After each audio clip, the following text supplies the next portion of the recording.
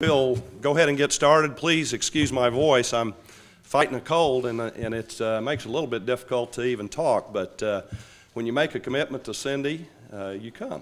And so my name is Doug Russell. I'm a member of the University of Missouri Board of Curators, and I'm from Lebanon, Missouri, just up the road, or at least I was a member of the board when I walked in.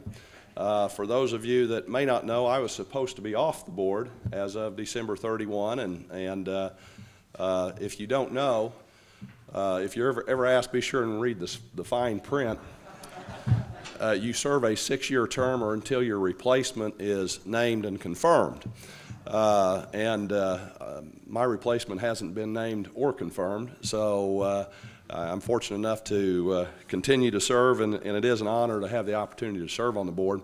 I've got a small role in terms of introducing some of our special guests here. Is Laura here? Laura Confer is a student here on the Rolla campus, and she's also the student representative to the Board of Curators. Laura does an outstanding job of representing the student voice and making sure that the student perspective is shared during discussions of a number of issues that come before the board. In a few minutes, you're going to hear from Chancellor Jack Carney. Chancellor Carney is, as all of us know regretfully, that has retired, has elected to retire and return to his beloved Massachusetts. But Jack, we have adopted you here in Missouri. Hopefully you feel Missouri as a second home to you. We appreciate the leadership that Jack has provided here on the Rolla campus. You know, this has been a difficult budget cycle, or actually budget cycles, and it takes strong leadership, and the leadership on the campus levels is really where the rubber meets the road, and Jack and his leadership here, working with the strong faculty and staff that we have on the Rolla campus, has certainly made a difference. The Rolla campus has continued to grow. Quality has continued to be enhanced, and is becoming more and more recognized as a great campus for science and technology. So, Jack, we appreciate so much your leadership here on the Rolla campus, and we'll miss you. Are there members of the Presidential Search Advisory Committee here? Would you care to stand up and just introduce yourself and make sure that everyone knows that you're on the committee, because you may be hearing a lot of feedback? Sure. I'm Ken Peasley. I'm a professor of metallurgical engineering in the material science and engineering department. So 284 Winton. Come see me sometime. Yeah. Tell me what you're after. I'm Anita Hampton. I serve on the Extension State Council. It's an elected position, but it's a volunteer position, much like Doug Russell's. And I am not a university employee. Thank you. Any others? We appreciate you being here and taking part in this discussion here, and I know that other members of the advisory committees the advisory committee has attended other forums that have been held around the state, and we appreciate your attendance here to be a part of this. Next, I'd like to introduce Betsy Rodriguez. Betsy, stand up and wave, and so everyone knows who you are. Betsy is our Vice President of Human Resources. We were fortunate enough to attract her away from the University of Colorado, and she does an outstanding job. The board has complete confidence in the job that she does, the work that she does, and we are very fortunate to have her as our head of Human Resources during this particular time as the board enters into the very important task of searching for the next president of the university. I would like to recognize Cindy Harmon. Cindy is back in the back, wave. Nothing happens without Cindy. Cindy has one of the hardest jobs in the university. She is one of the few direct reports to the board, so she has 9 bosses, and all of us have different ideas of what ought to be done, and she always makes us feel like that ours is the best, and it all gets done, and we appreciate the way you plan and coordinate and make sure all these things come off seamlessly. So we appreciate Cindy being here and organizing this today. Finally, I'd like to recognize Jan Greenwood. Jan, is over here. The board, about a month ago, a little less than a month ago, hired a search firm to assist in the search process. Jan's firm is highly regarded around the country as a search firm, especially within higher education, but she has experiences outside of higher education as well, and that was one of the things that was important to the board. So Jan, we appreciate you taking time to be with us today as well. As I'm sure that everyone knows, we're here because of the decision that Gary Forsey made to resign because of the health of his wife. Sherry is, as you know, was battling cancer, and he felt that it was important that he be with her as she goes through her treatments. And Gary has done just an outstanding job as our president. We will certainly miss him, are missing him. He leaves big shoes to fill. But you know, one of the unique things about Gary is that he had a love for the university. He was an advocate for the University of Missouri long before he became president. And that was, I think, one of his biggest strengths, and one of the reasons that he was so credible as he led the university and as he made decisions was that he was one of us. He really had a commitment to the University of Missouri that made a difference, and I know that we will miss him. The next slide, and in fact, I think there may be a handout that has all of these dots on there. The first are the 4 campuses: Rolla, Columbia, Kansas City, St. Louis. These 4 campuses educate 45% of the undergraduate students that are attending 4-year institutions. They also educate 64% of the state's graduate students and an overwhelming majority of the professional school students. The green dots are the agricultural experiment stations. There are 22 of those around the state that do research in agriculture, forestry, animal science, and natural resources. The next is the light purple dots. There are 30 of those that are small business and technology development centers that are staffed by the business development professionals who help create and retain tens of thousands of jobs, which especially in this environment we know how critical and how important that is. Next is the extension centers that are in nearly all 114 counties that provide a wide range of educational programs, including agriculture, nutrition, health, human development programs like 4-H, and continuing education, and those are the orange dots. Next is the telehealth network that delivers health care to patients at 200 endpoints in 55 Missouri counties, ensuring the health of all citizens by providing top quality medical care at the lowest cost possible. Those are the blue dots. And then finally, the conduit for internet connectivity, technical support, and video conferencing services across the state through one of the nation's first educational telecom networks is the MORENET, Missouri Research and Education Network. MORENET links Missouri's K through 12, 319 public libraries, colleges and universities, healthcare system, and state government, and there are 931 different points on there, and those are the light blue dots. So as you can see, the university is a very complex, wide-reaching enterprise, and that just kind of sets the stage in terms of what the university is as we look for the next president. We have asked Chancellor Carney if he would make a few comments, and I'm going to ask if he would come up. Again, Jack is retiring very soon, His leadership has been outstanding here at Rolla, and the board, on behalf of the whole board, Jack, we appreciate all that you've done. Jack Carney. Thank you.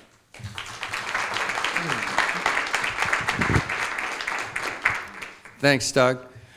I think I'm preaching to the choir here because I'm supposed to tell you how the University of Missouri system works now. So you can take notes if you want to. But let me say one word about Gary Forsey before I begin. You know, Gary, we only had Gary's leadership for 3 years, and he just did an outstanding job. And of course, we down in Rolla had a special affection for Gary since he's a civil graduate of this institution. So we miss his leadership, but we've got to move on. And so let me briefly describe how the 4 campuses work. As you know, each campus has a chancellor, so I'm one of 4. And we chancellors report to the president. The president reports to the Board of Curators. The Board of Curators is a 9-member board appointed by the governor. There's a student representative on the board, and that student happens to be from our campus presently, but she does not vote. And apparently, as the legislature decided how they're going to handle the, we used to have 9 counties.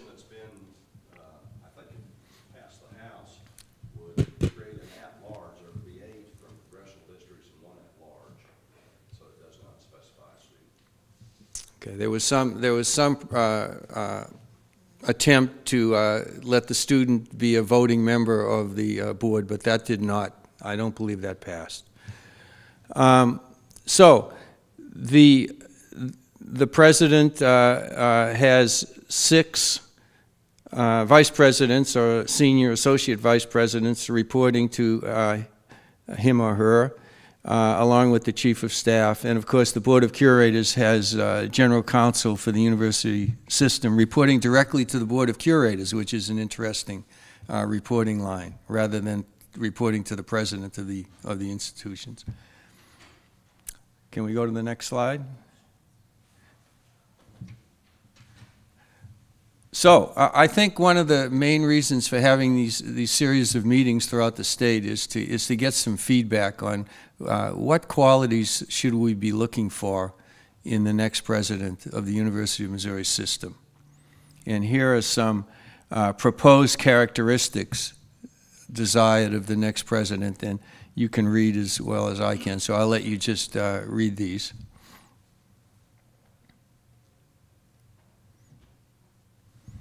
You know, one of the topics that always comes up here is should the president of the University of Missouri system be someone who has been an assistant professor and an associate professor and a full professor and a department chair and a dean and a provost, or would it make more sense for the president of the system to have a business background? Of course, we all know in Gary Forsey's case what his background was. Gary was the perfect president, in my opinion.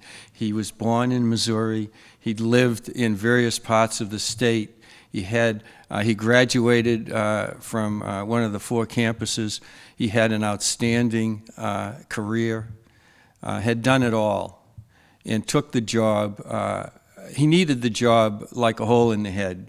You know, financially, he didn't need to do this. And he took the job because he wanted to make a difference, and he did an outstanding job. So there's the counterexample of someone with a business background leading the system. Of course, many universities are just a separate university, like I was at Vanderbilt University or the Auburn University. We have a system with 4 different campuses. And that's another point to keep in mind. Each campus has a chancellor to run the academic program for that particular campus. So what should we do next? Should we go through these and then we can open it up for back and forth? Okay, I'll turn it over to you then.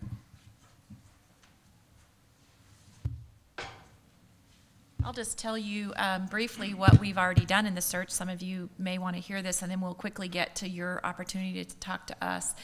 In January, the board established itself, including the student curator, Laura Confer, established itself as the search committee, and Laura is a voting member on that search committee. In February, they also established the advisory committee, and you met a couple of those members here today. And that committee has met once and will meet again actually tomorrow to hear the results of the public forum and to weigh in on the presidential qualities. That's one of their 2 charges, to weigh in on the presidential qualities, and then toward the end of the search, they will be actually interviewing finalists. Also, as was mentioned earlier, we selected Greenwood and Asher and Associates as the search firm, and we're holding public forums. You're the 6th of the 7 public forums. The last one is this afternoon in Springfield. And then on Monday, the board meets, and the board will be voting on the presidential qualities, and then we'll really consider that to be the kickoff to starting to really try to build the candidate pool. And I see Laura just walked in, so Laura, you can wave. I think most of you probably know Laura Confer. And then we'll obviously start advertising the position, and then you know, the timeline sort of goes according to however the candidates show up at that point. This is the contact information for the search firm. This is also all on our website, and that is the email or the website address. The presidential website has been up for a few months now. It's got a great deal of information on there, and we'll continue to update that website. So if you're curious in another month or so what's going on with the search, you can always check our progress through this website. And you can always contact Jan Greenwood or Betty Asher that way as well. So let me go back to the list of qualities. These are simply proposed characteristics, and give you all an opportunity to share with all of us what you think we should be considering in the next president. And who's the brave soul that would like to go first? There's a microphone here because we are videotaping this.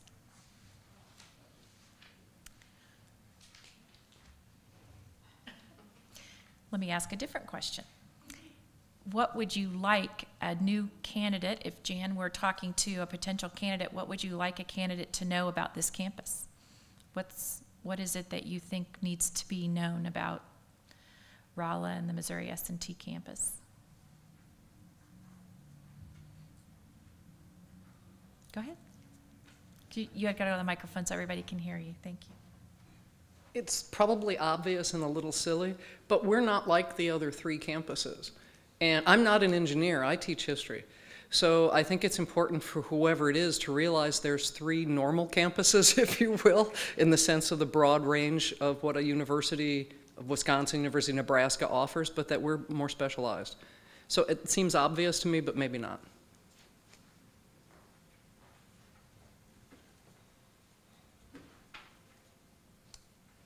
Anybody else? You can also ask questions if you have questions.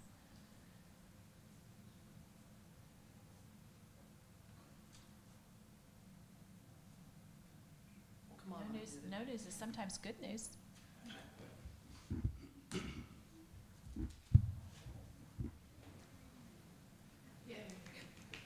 It's easy for me to talk about S&T. I'm Mary Ann Ward. I'm the director of the Alumni Relations Office here on campus. And what I would like a president to know about S&T is that we do have some of the most successful alumni in the world. We have the 2nd highest starting salary of bachelor degree recipients coming out of a public institution. And that's very significant because our alumni are making impacts. I also think that we're the drivers in engineering and science.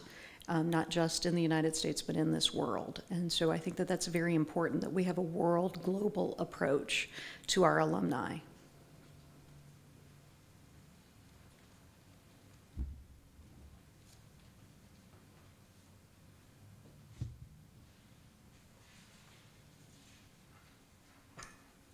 Any other thoughts?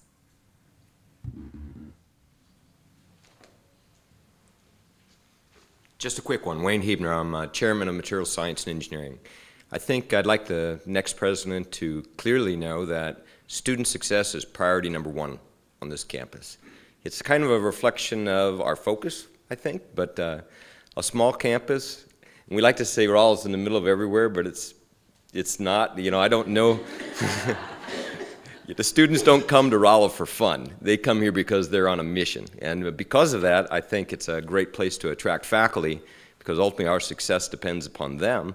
And I've always been highly impressed. I'm a faculty member here because of that dedication to their success. So that has always been priority one. It's a 140-year tradition. So.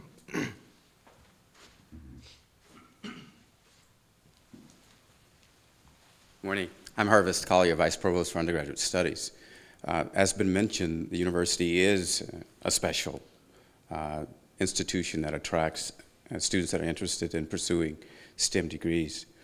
I think in part the welfare of this institution is much dependent on the recognition of its ability to accommodate diversity in its students and in its faculty and staff, and that should be a priority consideration, I believe.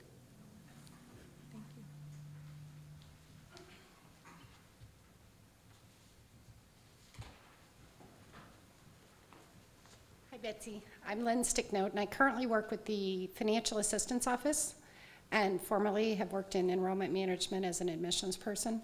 So there's two things that I'd like to talk about, and they're kind of related. I think the key one is for the next president to understand how demographics and the financial and economic situation on our campuses and across the country should impact strategic enrollment goals. We've had unprecedented growth over the last 5 years, but that cannot necessarily continue with the current resources we have to support students. So financial need for our students is a critical issue, and our campuses do not have the resources at this time to meet that need. We do not have, for most of us, need-based grants available. We only have access to federal grants, and to generate that kind of money in a short amount of time is a challenge. And I know that you've addressed some of that with the decisions that part of the tuition increase will go to need-based aid. The second thing is probably somewhat related to that. We need a visionary leader, someone who has great ideas, but they also need to listen carefully to the people who will implement those ideas and make sure, as we all know, the devil is in the details. So if we're going to educate students well, we have to have the resources, the people, whether it's staff or faculty, to do that appropriately. And sometimes if we're given too many priorities at once, that can be a challenge for us. So again, we want vision and we want new ideas, but we'd like to make sure that person will listen to the person below them and the person below them and all of us below that person when it comes to implementation of those ideas, because sometimes that can be a challenge. I think we're kind of at a breaking point, not breaking point, but if you look at productivity figures across the country for every industry, including ours, people are becoming more and more productive, but that's because there's less people to do the same amount or more work. And so I think this is going to become an issue with morale if we don't look at it very carefully. Thank you. I think you all have hit on some important key themes that are going on across the country, and particularly here in Missouri. And I know if you ever had an opportunity to listen to former President Forsey talk, he talked about that passion he had for higher education and how it was one of the ways out of this economic situation, and I think you've hit on several of those.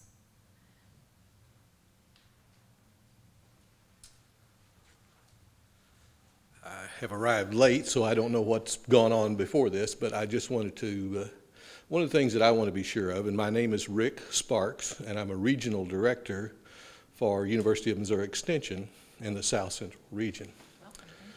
So I wanted to be sure that we include the land grant mission of the University of Missouri and ensure that this person is familiar and understands the needs of our citizens that rely on extension programs throughout the state. So it's thinking back on how things used to be. You know, there was a time when University Extension was considered as a fifth campus of the university. Our director of extension held the same level as a chancellor. And during President Elson's tenure, we were moved to the Columbia campus. So we are now under their umbrella and have to rely on our good folks there to support and promote extension, and they do a great job. So just want to be sure that the president understands the mission of the Land Grant University and the importance of that to our rural citizens.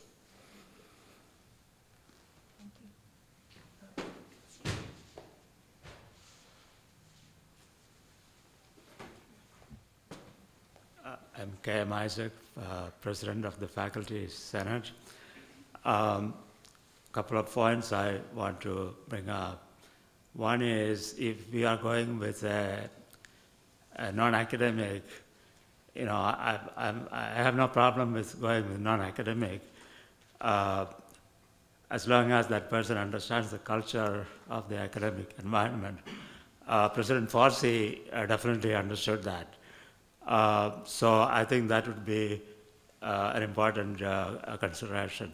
The other thing is, I want to reemphasize what Professor Harmon said, that we are, because of our size and our mission, we are somewhat specialized and we don't often fit in. So if the president can understand that aspect, we will be better off.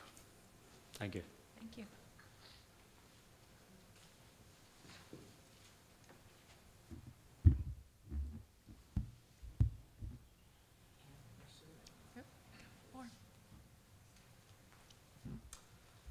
I'm Bob Schwartz, Vice Provost for Academic Affairs. I want to echo one of Chancellor Carney's comments. I think we had great leadership with President Forsey. I think one area where he made some significant progress was in the area of our relationships with our legislature. I think it's important that that continues. I'd also recommend to get to one of the bullet points up here that I think he could also play a role in facilitating relationships between the legislature, public higher ed, and industry within this state. If this university system is going to be everything it can for the state, I think that has to be an effective partnership among those three groups. I worry that we're not quite there yet, so I would hope this individual could contribute to that. Thanks. Great, thank you.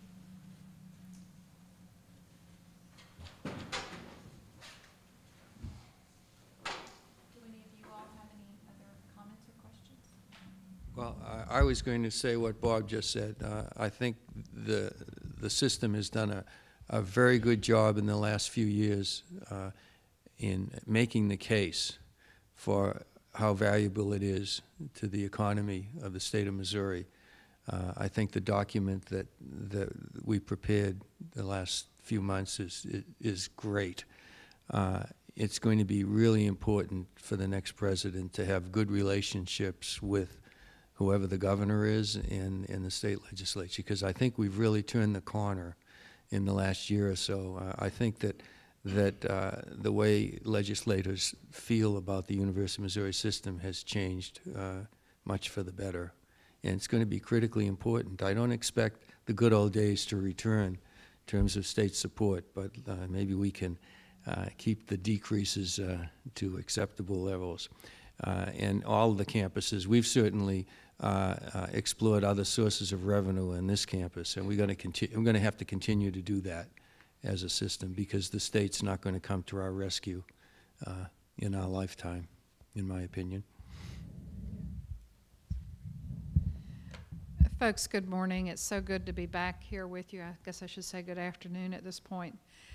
There are two other ways to think about your next president of the system.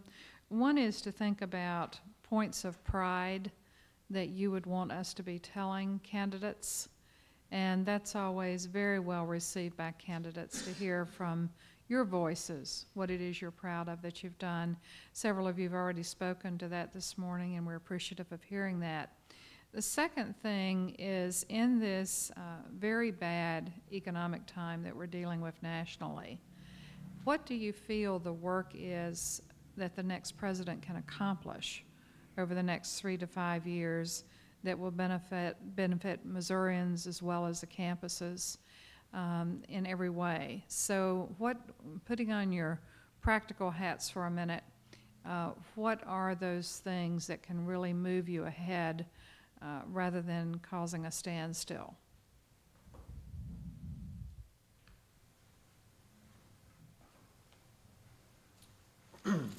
Andrew Meyer with the Associated Students of the University of Missouri and a member of the Intercampus Student Council. One of the things that I think the next president needs to really work hard on and think about in great detail is what Chancellor Carney was saying, was those new sources of revenue. There's a lot of buildings on our campuses that are in need of great repair, replacement, and as we've seen in the past, there's been a lot of reduction in state support. There haven't been very many state-funded building projects on our campuses. we're reaching a lot of critical times on some of those buildings, and I think we just need to find creative ways and solutions, and the president needs to find good solutions to those problems as far as the facilities, because on this campus, our facilities are very important. If we don't have the proper labs, the proper technology, the proper equipment, we're going to be outdated, and we're going to lose our competitive edge, and we're not going to keep that very high starting salary for our campus. So keeping up to date and getting those new sources of revenue are very important to this campus and the system as a whole. Thank you.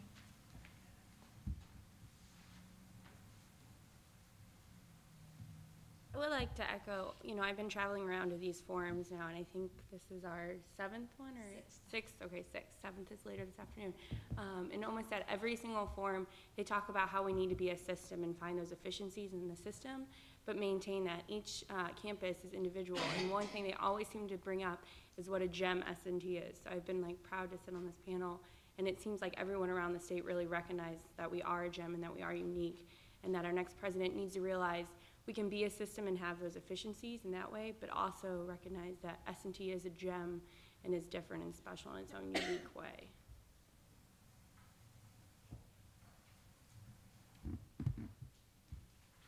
I'm glad you shared that. I had forgotten that, Laura, and we did hear that at every single forum that we've been to. From the other campuses, what a gem this campus is. We should be very proud.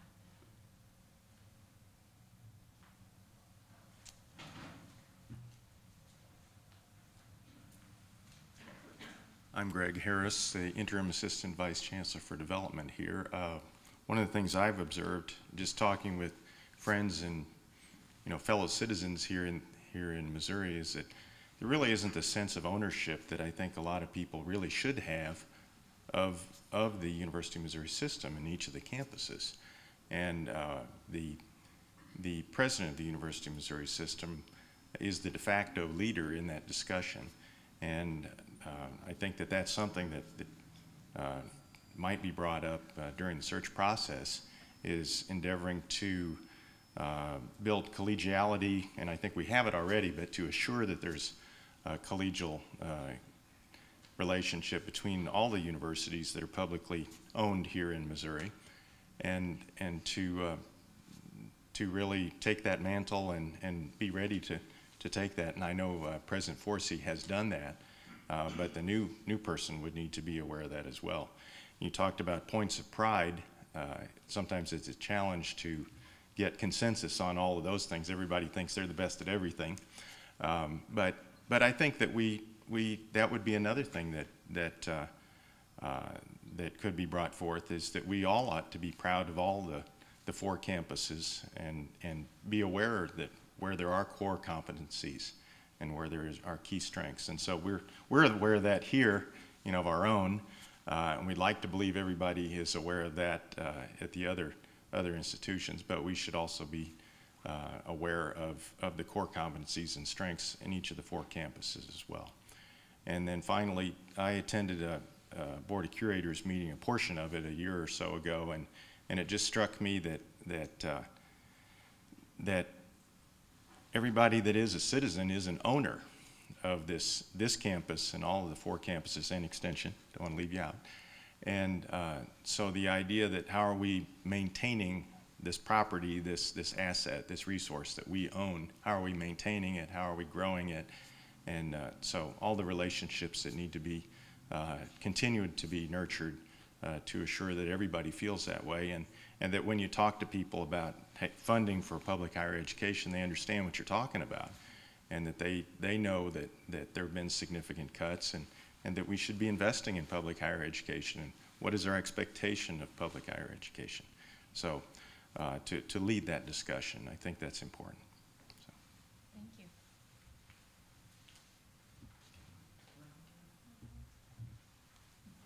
Diana Ahmed, history, forgot that part. What I was thinking is on, again, a little bit smaller scale, but going with the points of pride and all of that. One of the things on all 4 campuses and the other one is that we all do a lot of things. And sometimes it would be neat. I know if I was advertising, when I had interviewed here 11 years ago, it was nice to see a sheet of paper. We've got 5,000 books have been published. We've got 89,000 patents, so forth and so on. A little list, here's what we've done. And that could be all different scales. And even in some ways, what people do here, I know, and I'm sure at the other campuses as well, things they do in their off time, their non-official CV kinds of things, also have an impact on the community because of their expertise of their jobs. So I think it would be nice to see what the university members do, faculty, staff, administrators, what they do off campus as well as on campus. Does that make sense? So sort of all these goodies.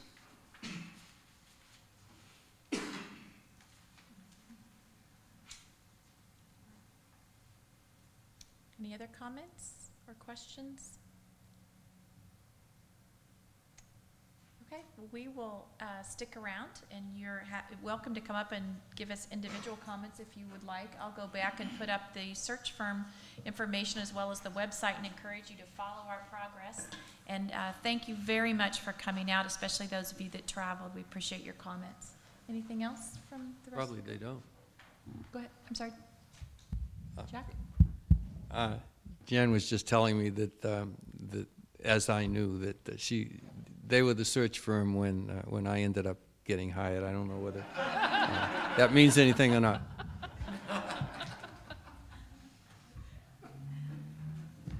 Thank you very much.